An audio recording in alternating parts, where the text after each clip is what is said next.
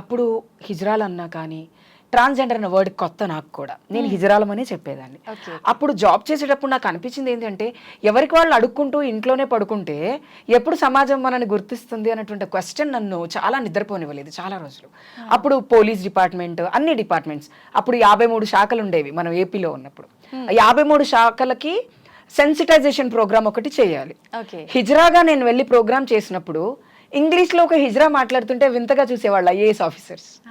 So అది నన్ను చాలా అట్రాక్ట్ చేసింది. అరే నేను ఒక్కదాన్ని మాట్లాడితేనే ఇంత పని చేస్తున్నాము అంటే చాలా మంది ఇంకా చాలా పని చేయొచ్చు అనుకుని I started my career at that time. ఆ కెరియర్లో ఏం జరిగింది అంటే అన్యాయం జరిగినప్పుడు వాయిస్ రేస్ చేయడం అలవాటు అయిపోయింది. అప్పట్లో హిజ్రాలని బాగా కొట్టేవాళ్ళు, పోలీసులు కొట్టేవాళ్ళు, గూండాలు కొట్టేవాళ్ళు, రౌడీలు కొట్టేవాళ్ళు, ఇంట్లో తల్లిదండ్రులు కొట్టేసేవాళ్ళు, కిరసనాలు పోసి తగలబెట్టేసేవాళ్ళు. ఒక ఇయర్స్ బ్యాక్ నా ఇనీషియల్ స్టేజ్లో నేను వచ్చినప్పుడు ఇంత అరాచకాలు, ఒక మనిషి నేను ఆడపిల్లలాగా మారతానంటే ఇంత అమానుషం ఎందుకు చేస్తారు? అదే విష్ణుమూర్తి జగన్మోహినిలాగా మారి అమృతాన్ని దేవతలందరికీ పంచినప్పుడు అంత అప్రిషియేట్ చేశారే దేవతలందరూ విష్ణుమూర్తిని, ఆయన ఎందుకు మారాడు? ప్రజా కళ్యాణం కోసం మారాడు. నేను ఎందుకు మారుతున్నాను? నా సంతోషం కోసమే మారుతున్నాను కదా. నేను ఇలా మారడం వల్ల ఎవరికి ఇబ్బంది లేదు. కేవలం నాకు పిల్లలు పుట్టరు అని మా అమ్మ నాన్న బాధపడతారు, వంశం నిర్వంశం అయిపోద్ది అనుకుంటారు. ఇవి రెండిటికంటే ముందు నా సంతోషం కూడా నాకు ఇంపార్టెంట్ కదా. శవంలా ఎవరు బ్రతకడానికి ఇష్టపడరు. సో అలా ఫైట్ చేయడం అలవాటు అయిపోయింది. పోలీసులతో ఫైట్ చేయటము, ఐఏఎస్ ఆఫీసర్స్ తో ఫైట్ చేయటము, ఇల్లెందుకు రెంట్కి ఇవ్వరని ఇళ్ల వాళ్లతో ఫైట్ చేయడము, యాక్సెప్టెన్సీ ఎందుకు ఇవ్వరని సొసైటీతో ఫైట్ చేయడం, ప్రతిదీ ఫైట్ చేస్తేనే వచ్చింది నాకు. కూర్చొని మాట్లాడితే ఏది వచ్చేది కాదు. ఒక ఎఫ్ఐఆర్ ఫైల్ చేయాలి అంటే ఒక 10 మంది కూర్చొని పోలీస్ స్టేషన్ ముందు ధర్నా చేస్తే తప్ప ఎఫ్ఐఆర్ ఫైల్ అయ్యేది కాదు. ఒకనొక పీరియడ్ లో అరే నువ్వెందుకు వచ్చినావురా పిఎస్ కి, అరే అని కాదు, అమ్మాయిని పిలవటం నేర్చుకో, మీరు మాట్లాడొద్దు, లేడీ కానిస్టేబుల్స్ ని పిలిస్తేనే నేను మాట్లాడతా. If there is an investigation, let call women police. If not, I won't talk to you. Open గా చెప్పేదాన్ని నేను పోలీసులకి. మేము ఎందుకు రాకూడదు పోలీస్ స్టేషన్ కి? మేము మనుషులం కాదా? అంటే మాకు దెబ్బ తగలలేదా? మాకు దెబ్బ తగిలితే రక్తం రావట్లేదా? మేము గాలి పీల్చుకుంటాం, మేము ఉన్న చోట వర్షం పడుతుంది, మేము ఉన్న చోట సూర్యుడు వస్తాడు, మేము ఉన్న చోట అన్ని ఉన్నప్పుడు మేము డిఫరెంట్ ఎట్లా అయ్యామని అక్కడ స్టార్ట్ చేశాను. 2011 ఆగస్ట్ 15th రోజు స్టార్ట్ చేశా ఈ జర్నీ. ఏంటి వాళ్ళ రియాక్షన్ అప్పుడు?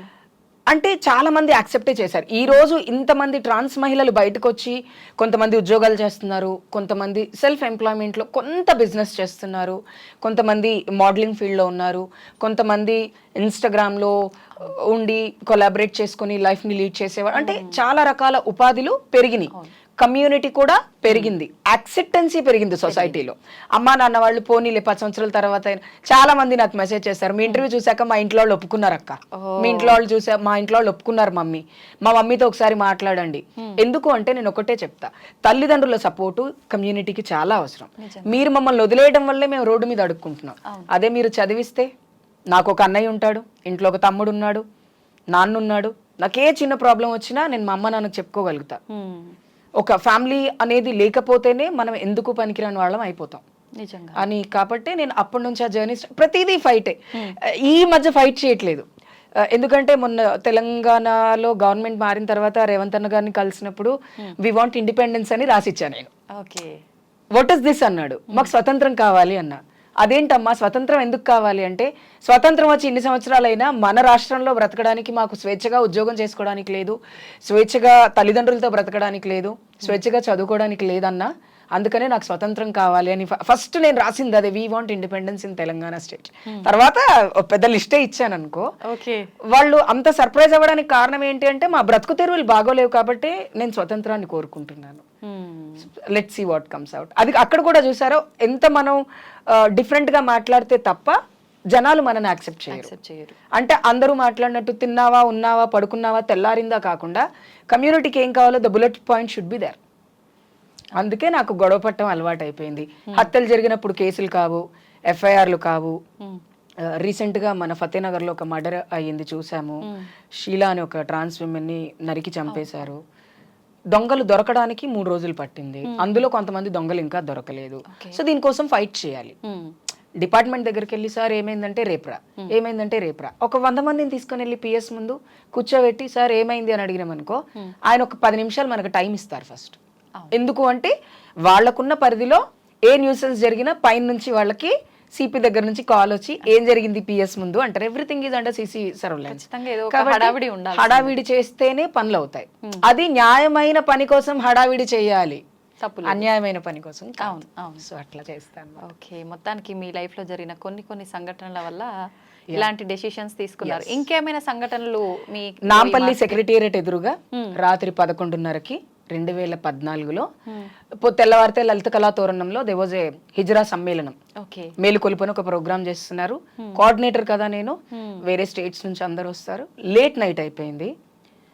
ఒక 4 టీనేజ్ అబ్బాయిలు they want to kidnap me and they want to harass me. అప్పుడు నా పక్కన ఇంకొక ట్రాన్స్ విమెన్ ఉన్నారు. కొంచెం లావుగా ఎత్తుగా ఉన్నారు. ఆవిడ చూడగానే భయపడేలా ఉన్నారు. అయితే అప్పుడు నాకు అర్థమైంది ఏంటంటే ఒంటరిగా ఆడవాళ్ళు తిరిగితేనే రక్షణ లేదు అనేది కాదు. అర్ధరాత్రి పూట హిజ్రాలు తిరిగినా, ట్రాన్స్ విమెన్స్ తిరిగినా వాళ్ళకు కూడా రక్షణ లేదు అనేది నాకు ఆ రోజు అర్థమైంది. యాక్చువల్లీ నన్ను తీసుకుని బండి మీద కూర్చోబెట్టుకున్నారు వాళ్ళు. ఇట్లా ఒక్క నిమిషం నా గుండె ఆగిపోయింది. ఇప్పుడు మేము కూడా మీ ఆడపిల్లలాగే సర్జరీలు చేయించుకున్నాం, కంప్లీట్గా ఆడపిల్లల్లాగా ఉంటున్నాం. శరీరం మొత్తాన్ని కూడా కంప్లీట్గా స్త్రీగా మార్చుకున్నటువంటి ట్రాన్స్ మహిళలం మేము. మాకు రేపు జరుగుద్ది, మా పైన అసాల్ట్ జరిగితే మాకు నొప్పి లెగుసుద్ది, అవునా? గోర్లతో గీరితే మాకు ఘాట్లు పడతాయి. ఇవన్నీ మాకు జరుగుతున్నప్పుడు ఎందుకు ఇంకా మేము ఆడవాళ్లతో సమానమే కదా, ఆడవాళ్ళు వేరు మేము వేరు అని నేను అనుకోను. ఆ రోజు నుంచి నేను ఏ రోజు కూడా నేను వేరు ఆడవాళ్ళు వేరు అనుకోను. బట్ ఆడవాళ్ళ స్థానాన్ని మేము ఎందుకు తీసుకోలేము అంటే మాతృత్వం మాకు లేదు కాబట్టి తీసుకోలేము. బట్ అడాప్ట్ చేసుకుంటే అంతకంటే బాగా చూసుకుంటాం మేము. There is no compromise. కాబట్టి అమ్మని అమ్మ స్థానంలో ఉంచాం కాబట్టి మేము పిల్లల స్థానంలో ఉండాలనుకుంటున్నాం. కాబట్టి I won't say that we are 100% ఆడపిల్లలం కాదు, ఆడపిల్లల మనస్తత్వంతో ఉన్నాం కాబట్టి మమ్మల్ని ఈక్వల్గా ఉన్నాం కాబట్టి recognise as a complete trans women గానే రికగ్నైజ్ చేయండి.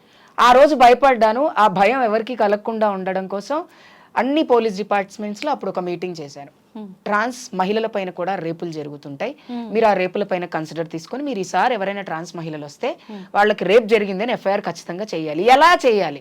రేప్ చట్టం న్యూట్రల్ కాదు, ఓన్లీ ఆడవాళ్ళకే ఉంది, మగవాళ్ళకి లేదు.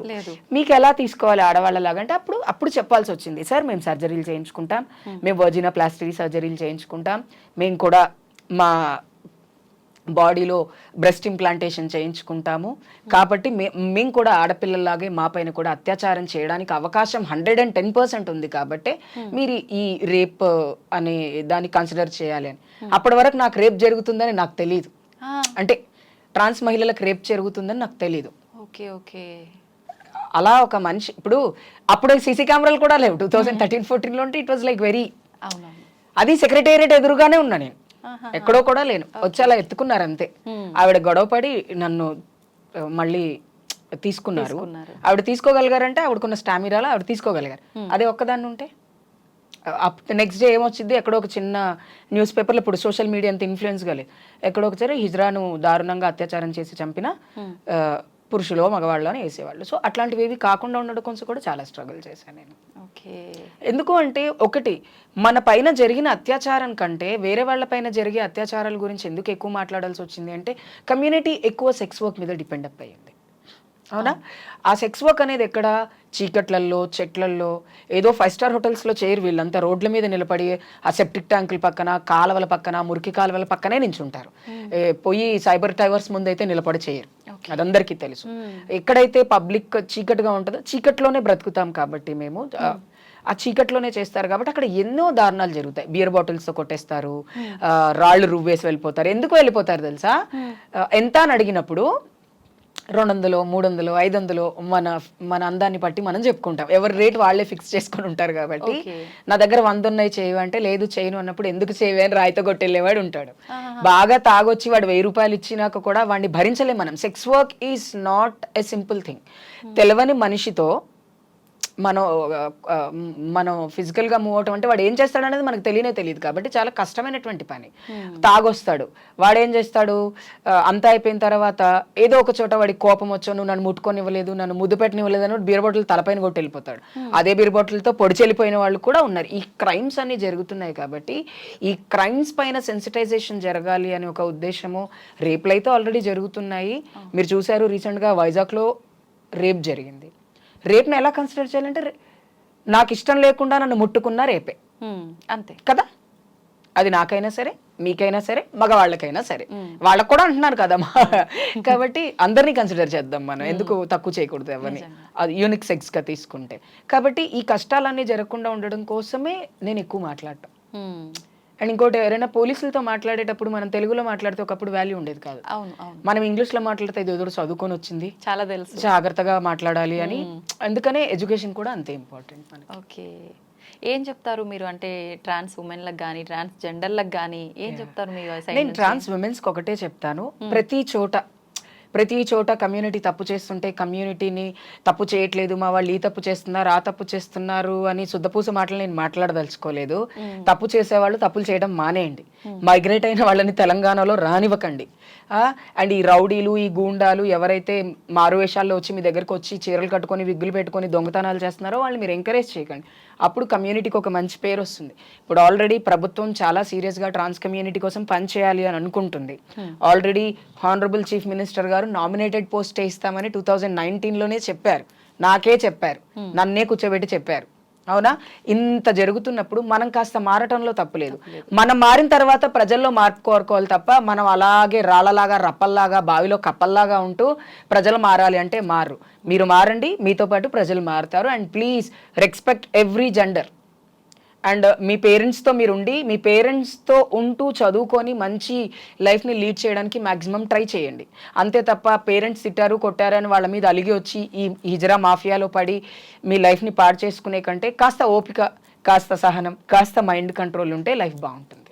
ఓకే, చెప్పండి మీ లైఫ్ గురించి. మీ లైఫ్లో మీరు ఎలా ఉన్నారు? చాలా హ్యాపీగా ఉన్నా.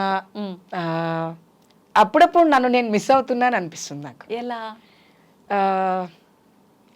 ఎలా అంటే, ఒకప్పుడు చంద్రముఖి ఎక్కువ బిజీగా పనిచేస్తూ ఉండేది, ఇప్పుడు తక్కువ పనిచేస్తుంది, తక్కువ మాట్లాడుతుంది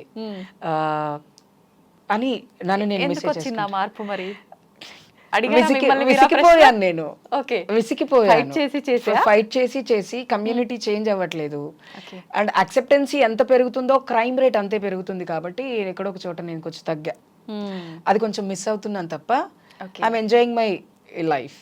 చాలా లైఫ్ని చాలా హ్యాపీగా, నేను ఎప్పుడూ హ్యాపీగా ఫీల్ అవుతానంటే, ఏ రోజైతే నేను హ్యాపీగా ఫీల్ అవ్వను అంటే, ఏ రోజైతే నాకు ఎవరు కాల్ చేసి కౌన్సిలింగ్ తీసుకోకుండా ఉంటారు చూసి, ఆ రోజు నాకు కాల్స్ రాకుండా ఏమీ రాకుండా ఉన్నప్పుడు ఫీల్ అవుతాయి. ఎందుకంటే రోజు అట్లీస్ట్ ఒక్క కాల్ అయినా అటెండ్ చేయడం నాకు అలవాటు అయిపోయింది. అక్క నాకు ఈ ప్రాబ్లం ఉంది, అట్లీస్ట్ చాట్ అయినా, అది అక్క నేను ఉరేసుకొని చచ్చిపోతానని మెసేజ్ చేస్తాను నాకు ఒక్కొక్కసారి సోషల్ మీడియాలో. వాడితో మళ్ళీ మాట్లాడి వాడి మైండ్ చేంజ్ చేసి పని చేయటం అలవాటు అయిపోయింది కదా. కాబట్టి ఎప్పుడో ఒక చోట మిస్ అవుతా తప్ప, లేకపోతే నన్ను నేను ఎప్పుడూ మిస్ అవ్వను. And I love talking much. ఎందుకంటే ఎక్కువ మాట్లాడడం వల్ల మన గురించి తెలుస్తుంది జనాలకి. నా గురించి తెలవటం నాకు తక్కువే, మన కమ్యూనిటీ గురించి చెప్పడం అనేది చాలా ఇంపార్టెంట్.